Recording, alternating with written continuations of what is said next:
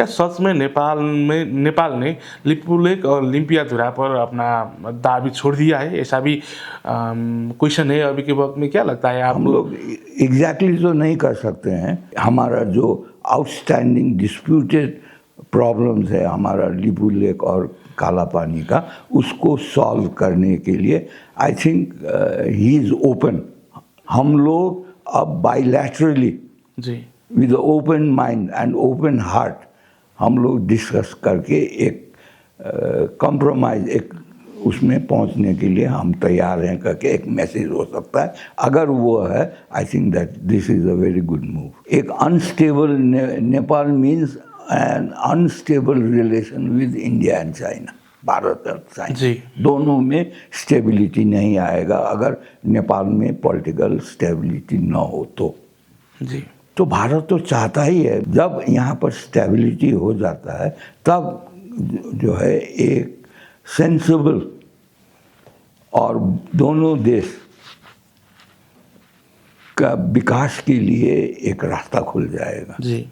और उसको चाइना भी सपोर्ट करेगा। मेरे हम लोग जुड़े हैं सभ्यता, आस्था और संस्कृति से जी। उसके कारण हम लोग जुड़े हुए हैं।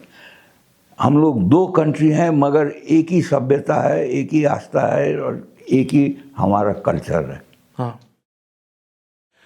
नमस्कार दोस्तों, इस वक्त आप लोग राष्ट्रीय सवाल और ने पॉइंट पॉडकास्ट देख रहे हो और मैं हूं आपका भाई सुमन।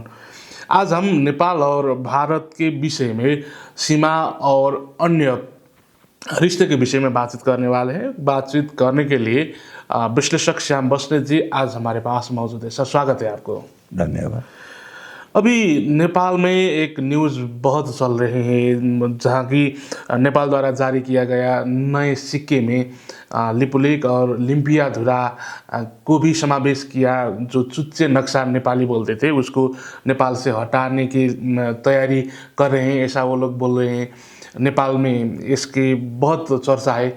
क्या मानना है आपको? क्या अभी नेपाल ने ये हटाने के पीछे क्या वजह हो सकता है, अथवा क्या हो सकता है नेपाल का मकसद? आपको क्या लगता है इसमें अभी? देखो सुमन भाई जी, हम लोगों का कार्यक्रम अभी एक हफ्ता हो गया जी हमारा इंट्रोडक्शन भी हो गया भारतीय समाज में। जी तो अब इसको ज़रा व्यापक करने के लिए हमें कुछ अपील भी करना चाहिए हमारे ख्याल से। इसलिए हमारे जितने भी दर्शक लोग हैं, व्यूअर्स हैं, हमारा अपील यह है कि हमारा एक नया वेंचर है, जी नया प्रयास है, इसको आप लोग इंस्पायर करने के लिए जी इसको लाइक कीजिए, सब्सक्राइब कीजिए, शेयर करके, कमेंट करके हम लोगों को सहयोग कीजिए। ये एक मिशन में हम लोग हैं। हम लोग भारत और नेपाल दोनों के जनता को एक दूसरे में मिला के एक दूसरे के विकास में सहयात्री बनाना चाहते हैं। जी इसलिए हम लोगों का जो ये अभियान है, it is going to cost us. जी हमारा राष्ट्रीय सवाल के तरफ से हम लोग ने एक QR कोड भी जारी किया है। हमारे राष्ट्रीय सवाल चैनल में ई-सेवा और IME के लिए भी नंबर हम लोग ने जारी किया हुआ है। हमें नेपाल की तरफ से सहयोग आ रहा है। हम लोग चाहते हैं कि इस अभियान में जी हम लोग, हमारे यहाँ 753 लोकल बॉडीज़ हैं, इलेक्टेड बॉडीज़ हैं, जिसे हम लोग नगर पालिका बोलते हैं, गांव पालिका बोलते हैं, महानगर पालिका बोलते हैं। 753 है। इन 753 लोकल बॉडीज़ के सहयोग से और लोकल जनता के सहयोग से हम लोग भारतीय एक्सपर्टीज़ को, जी भारतीय जो व्यापारी लोग हैं, जो एक्सपर्ट लोग हैं, उन लोगों को नेपाल में आके काम करके मिल के दोनों देश को का संबंध भी और गाढ़ा करे और हमें आर्थिक रूप से भी नेपाल को आगे बढ़ाए। इसके लिए हम लोगों ने 2 सब्जेक्ट चुना है।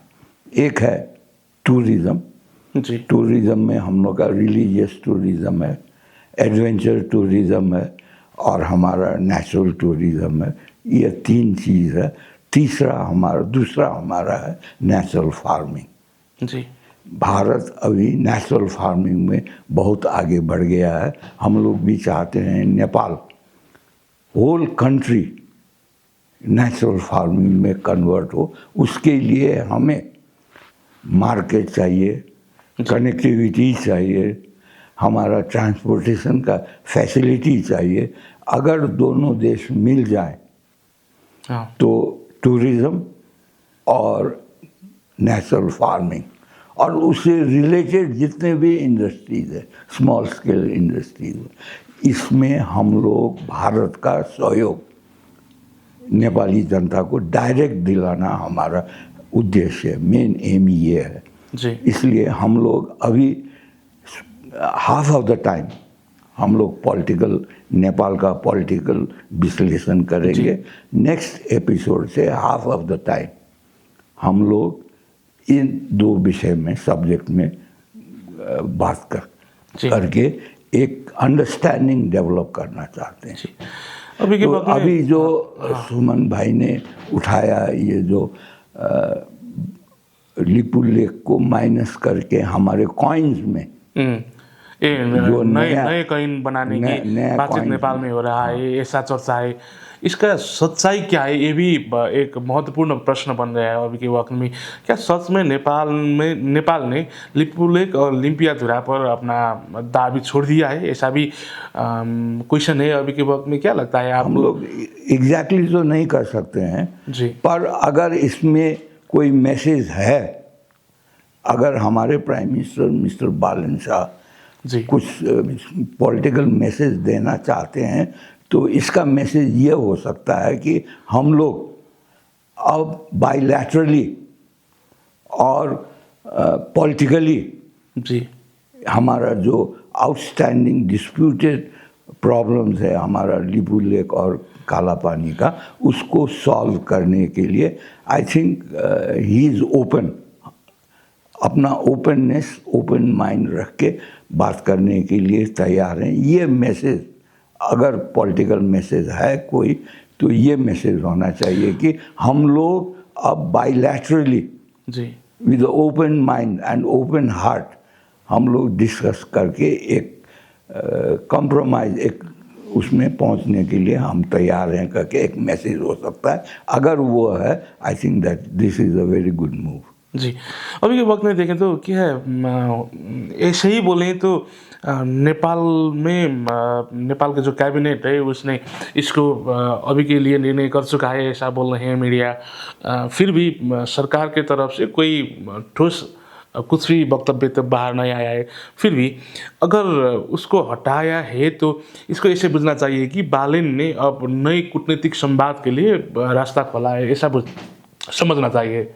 नहीं, मैं बोल चुका हूँ ना, इस पॉलिटिकल मैसेज की हम लोग ओपन हार्ट ओपन माइंड से बात करने के लिए तैयार हैं। भारत के साथ बातचीत के लिए, नए टेबल बनाने के लिए ऐसा किया और पॉलिटिकल सोल्यूशन के लिए तैयार है। This is a good start.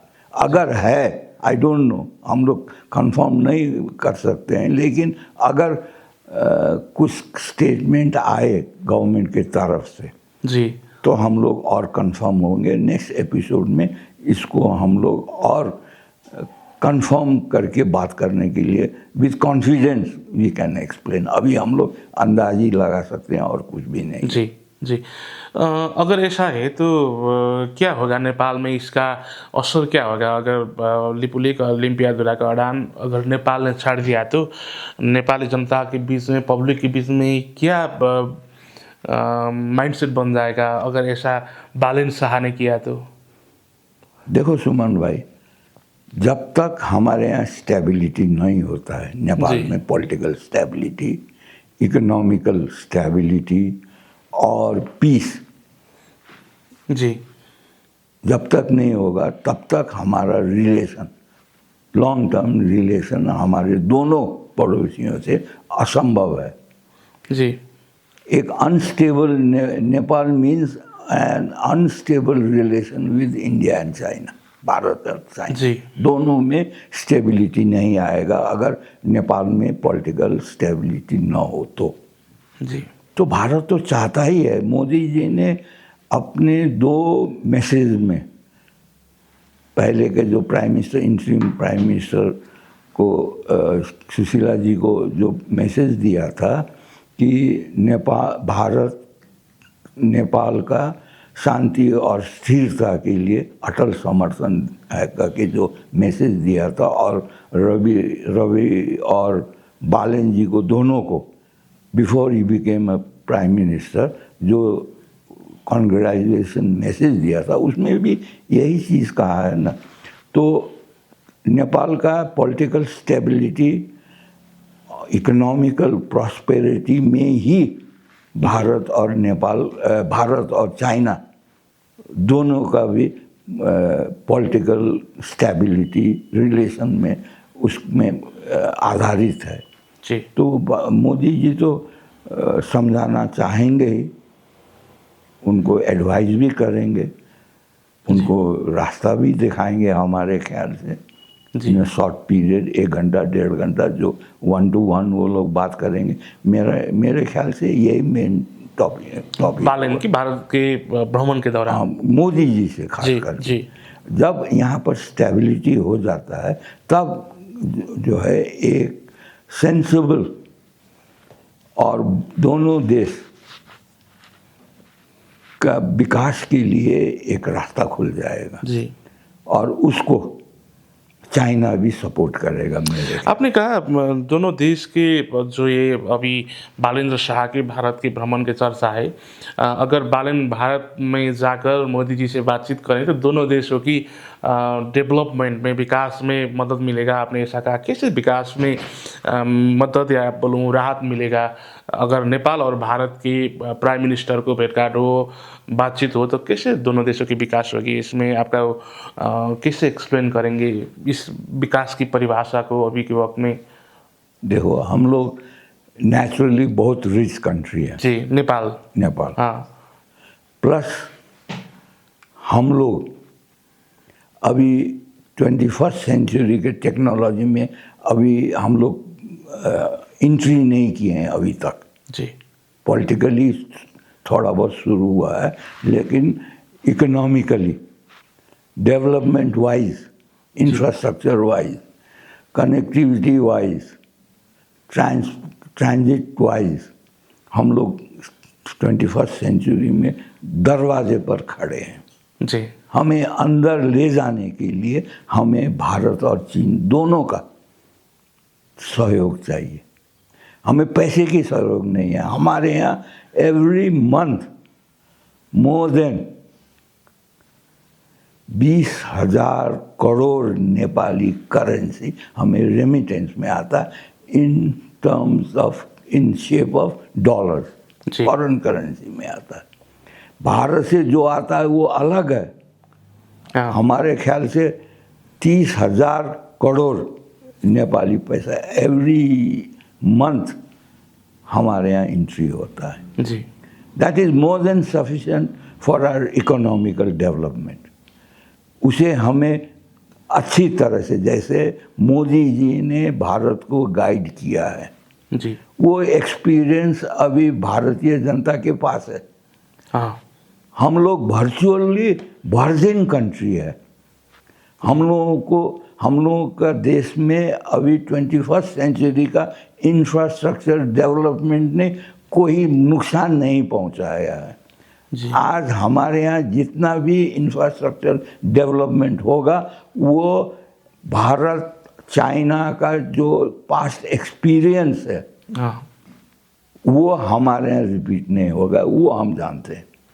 We will have a foolproof infrastructure development, जहाँ पर अभी जैसे आप देख रहे हो भारत में every city is water locked. जी, दिल्ली देखो, बॉम्बे देखो, कलकत्ता देखो, हैदराबाद देखो, कहीं भी देखो, गुजरात देखो, कोई किसी भी शहर में, हमारे यहाँ भी जो बन चुके हैं शहर, सिटी, वहाँ पर वाटर लॉगिंग है ना। अब जो नया डेवलप होगा उसमें भारत का एक्सपीरियंस, चाइना का एक्सपीरियंस, दोनों अगर हम लोग यूज़ करें तो हम लोग तो वर्जिन है वर्चुअली, जी तो हम लोग लेटेस्ट टेक्नोलॉजी यूज़ करेंगे तो हमें most efficient, most service oriented in urban development हम लोगों को मिलेगा। जी और भारत, मोदी जी का विशेषता ये है कि he is very economical in development. जी आपने कहा उनके यहाँ बहुत सस्ता होता जी। है, वो ज्ञान हम लोगों को मिलेगा। इसलिए हम लोग चाहते हैं कि उस एक्सपीरियंस को जो भारत जनता के बीच में अभी पैदा हुआ है इस 12 साल में, विगत लास्ट 12 ईयर्स में जो हुआ है, वो हम लोग चाहते हैं कि भारतीय जनता यहाँ पर आए जी और हमसे शेयर करके दोनों सब्जेक्ट में, एक टूरिज्म और दूसरा नेचुरल फार्मिंग में, ये दोनों चीज़ में अगर कोऑपरेशन हो जाए then I think within a very short span of time, जी 2 years 3 years में we will catch up with Bharat, at least we will catch up with. जैसे कि आपने कहा सर, इंडियन आदमी या बोलो इंडियन पब्लिक नेपाल को कैसे भारत डेवलप हुआ, विकास हुआ, वो नेपाल को सिखाएंगे, ऐसे आपने बोला। एक सवाल तो ये भी है कि इंडिया क्यों सिखाएंगे नेपाल को?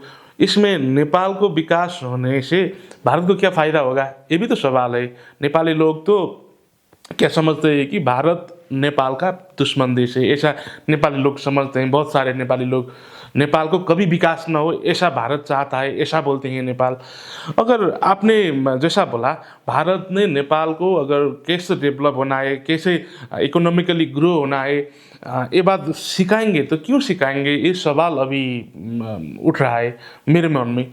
क्या लगता है आपको, क्यों सिखाएंगे भारत? अब अगर नेपाल को सिखाएंगे तो उन लोगों को क्या फ़ायदा होगा, ये सवाल मेरे मन में अभी के वक्त में। इसमें भारत का इंटरेस्ट है ना जी। हम लोगों ने इससे पहले भी कहा है कि हम लोग जुड़े हैं सभ्यता, आस्था और संस्कृति से। जी उसके कारण हम लोग जुड़े हुए हैं। हम लोग 2 कंट्री हैं मगर एक ही सभ्यता है, एक ही आस्था है और एक ही हमारा कल्चर है, हाँ है ना। तो इसको कायम रखते हुए कल अगर नेपाल एक सनातनी राष्ट्र घोषणा कर दे जी तो वो भारत के लिए नहीं, दुनिया भर में जो करीब 2 बिलियन 2 अरब जो सनातनी हिंदू हैं और करीब 60 करोड़ 60 करोड़ और 70 करोड़ अप्रॉक्सीमेटली जो बुद्धिस्ट हैं, जी उनका एक केंद्र बिंदु हो जाएगा हमारा। जी एक हमारा कल्चरल डेवलपमेंट का सेंटर हो जाएगा, ये हमारा सभ्यता का म्यूजियम हो सकता है। जी। वो हमारे इकोनॉमी ग्रोथ में बहुत बड़ा सपोर्ट हो सकता है और उस सपोर्ट के आधार पर नेचुरली उसका असर भारत को जाएगा ही। जी तो both countries are going to benefit. और दूसरी बात, सबसे इम्पोर्टेंट बात यह है कि we will be tied up with India, Bharat. जी हमें किसी दूसरे देश, तीसरे देश में टाई अप करने की ज़रूरत नहीं पड़ेगी, क्योंकि अभी का जो वर्ल्ड न्यू ऑर्डर आ रहा है with in a month or so, I hope within a month or so, और या आफ्टर ब्रिक्स सबमिट एक नया वर्ल्ड ऑर्डर हम लोग भी एक्सपेक्ट कर रहे हैं नेपाल में। उसमें हमें एडजस्ट करने के लिए भी आसान होगा जी by the guidance of both China and Bharat, specially Bharat. उस अवस्था में इस क्षेत्र में शांति और स्टेबिलिटी दोनों पॉलिटिकली, इकोनॉमिकली अगर इस्टेब्लिश हो गया नेपाल में, तो चाइना और भारत को भी स्टेबल रिलेशन कायम करने में बहुत मदद पहुंचेगा, ये मेरा मानना है। अगर नेपाल ब्रिज हुआ या बोलूँ स्टेबल हुआ तो भारत की भी और चाइना की भी फायदा है। यस। जी।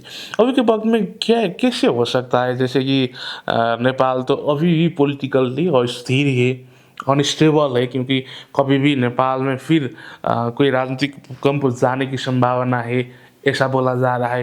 ये नेपाली नहीं बोल रहे हैं, फिर भी इंडियन मीडिया बोल रहा है, क्योंकि अब अगर इंडियन मीडिया ने ये कहा है तो इंडियन पब्लिक के दिल और दिमाग में भी नेपाल की पॉलिटिकल स्थिति अभी भी अनस्टेबल है, वो लोग ऐसा मानते हैं।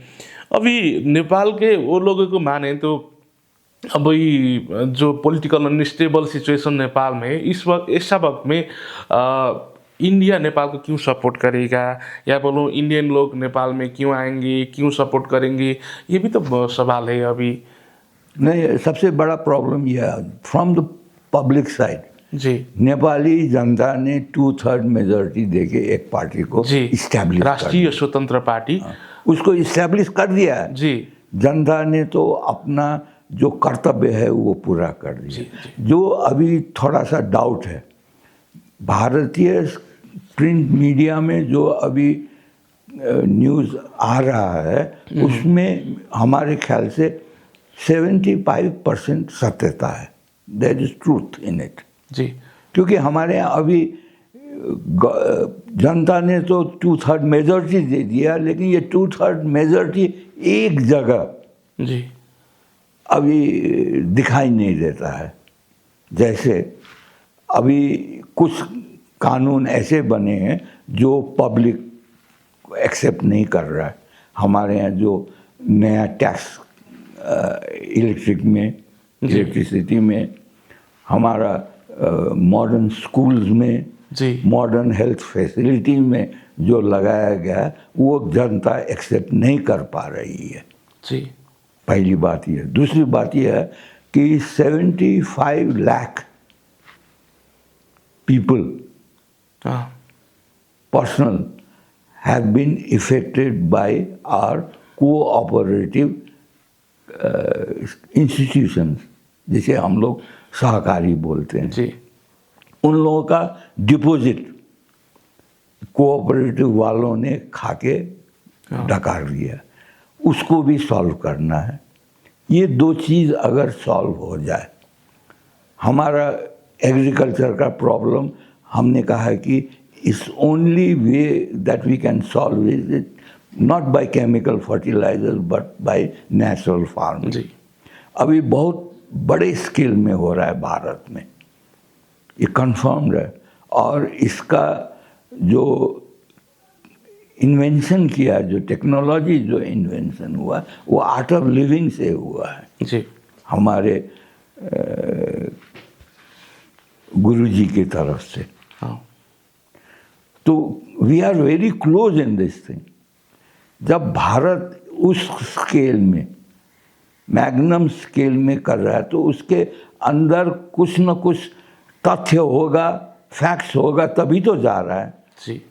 When Bharat is confirmed, I think we should plunge into it blindfolded. आँख मूंद के भी हमें इसमें जाना चाहिए। उसमें अभी 1 करोड़ फैमिलीज़ को भारत ने इस बजट में शायद हमारे ख्याल से इंस्पायर किया है। ऑर्गेनिक फार्मिंग में, नेचुरल फार्मिंग। जी। There is a difference between organic farming and natural farming. जी। दोनों ऑर्गेनिक ही है, पर this is more scientific than the other one, more economical than the other one. और इस खाड़ी युद्ध के समय में जब मोदी जी ने अपने पार्लियामेंट में एड्रेस किया था, जी, तो उन्होंने नेचुरल फार्मिंग को और बढ़ावा देने के लिए भी अपील किया था अपने पार्लियामेंट में। जी। क्योंकि इससे जो केमिकल फर्टिलाइज़र पर जो डिपेंडेंसी है वो कम हो जाएगा, और जो प्रोडक्ट है वो हेल्थ वाइज मोर बेनिफिशियल है। ये हम भी मानते हैं इस चीज़ को। जी।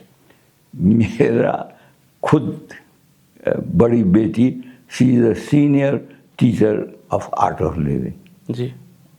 वो भारत में बैठ के 6 महीने नेचुरल फार्मिंग का प्रोग्राम चला के आई है नेपाल। जी। So she is an expert on it. मुझे भी थोड़ा बहुत ज्ञान उसी के तरफ से हुआ है। हाँ। तो अगर दोनों देश के जनता में अंडरस्टैंडिंग हो जाए तो हम लोग गुरुजी को, रविशंकर गुरुजी को रिक्वेस्ट करके भी ला सकते हैं दोनों देश का संबंध सुधारने के लिए। जी, जैसे कि आपने बोला अभी के वक्त में बालेंद्र शाह की भारत भ्रमण की भी चर्चा है।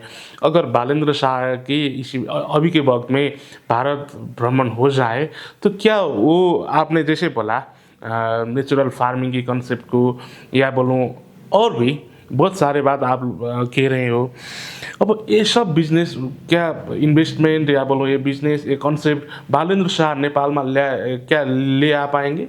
नहीं, वो दूसरी बात है। अगर बालेंद्र शाह नहीं लाते तो हम लोग लाने के लिए हम लोग तो एक मिशन शुरू किए है ना। फिर भी नहीं हम प्राइम मिनिस्टर तो वो है। Let us not get into that. Ji.